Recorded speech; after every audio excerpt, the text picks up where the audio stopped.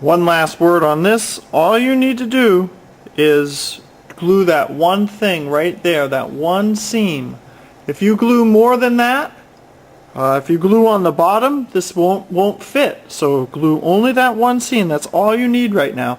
And I'll show you how to glue it on the rest of the chassis so this is very secure.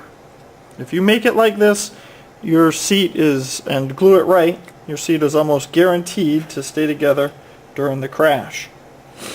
Alright, so now we're going to look up here and we're going to look at our auto sketch and we're going to figure out where the beginning of our wood is. The beginning of your wood is also, or this part right here, is also the in line with the tires or the wheels. So if we look right here and we make this line go all the way down, you see that the beginning of the wood lines up with the wheels. Let me come out here. The beginning of the wood lines up exactly with the wheels. Alright, so that's the beginning of the wood. So I'm just going to take we're going to measure from there. So I'm going to take my pen, I'm going to make a nice black line right there. That's the beginning of the wood. That way we have a start point right here that we can measure off of I can't remember the name of it, focal point. Alright. So when I look on here, I'm going to say, okay, well, my seat is 4 1/4 inches back from the front of the wood or the front of the chassis. So then I'll measure back here 4 1/4 inches. So you're going right off of this drawing. Measure off the front there 4 1/4 inches. And then here 4 1/4 inches. You make another mark over there. Let me go back in a little bit. And then at that mark, make your line like that. So now we're back here and the seat is going to go right there. So now we're going to put the seat on, and you could measure back and forth and everything on here, but I think the easier way to do this is to take your ruler and stick it on here and say, okay, right there, even, well, we know we're going to use both sides of this, so I'm not going to worry about the zero mark or anything, but right there it's reading 3/8 of an inch, and when I put it on the other side, turn around, it's pretty close to 3/8 of an inch.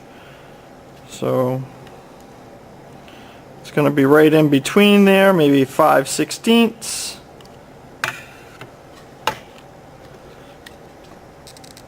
And you can kind of eyeball it to begin with. So this side is the same as that side. And then you just kind of check up on it. Yep, a little more than 5/16, a little more than 5/16. Great. So now all I'll do is make sure that I'm even with this, with the front line there, and I am. It's a little ragged because I cut these out on a power saw, and there is where my seat is going to lie. Okay. So once I know that, all I've got to do is put kind of a pool, a little S there for my seat, and just take my fingers and stick them right down there for about 1 minute. Just stick them down there. You can see with this car, this seat goes back a little bit, and if that's the case, this isn't too far back, but if it goes very far back, you've got to modify your seat so it doesn't interfere with the wheel wells. Right, and you have a little bit of an adjustment period, lasts about 30 seconds there, where you can move this around, but then it's set.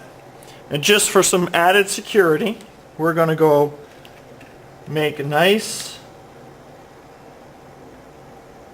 bead there, a nice bead here,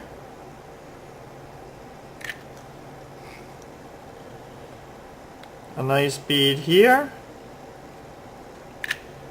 And this is why you put your back part, the back of the seat, down there. Now you don't want to get glue hanging out over the sides because it will interfere with your wheels. So you want to just keep it right on the chassis. Whoop, and you don't want to put your finger in like that. That's not very bright. But you can see right here that I've glued the back of the seat to the chassis. And that's going to prevent that back from going forward. Also, we'll probably put some back arresters on there, back supports as well. But that basically is going to keep, all that glue is definitely going to keep your seat on there if you do this correctly.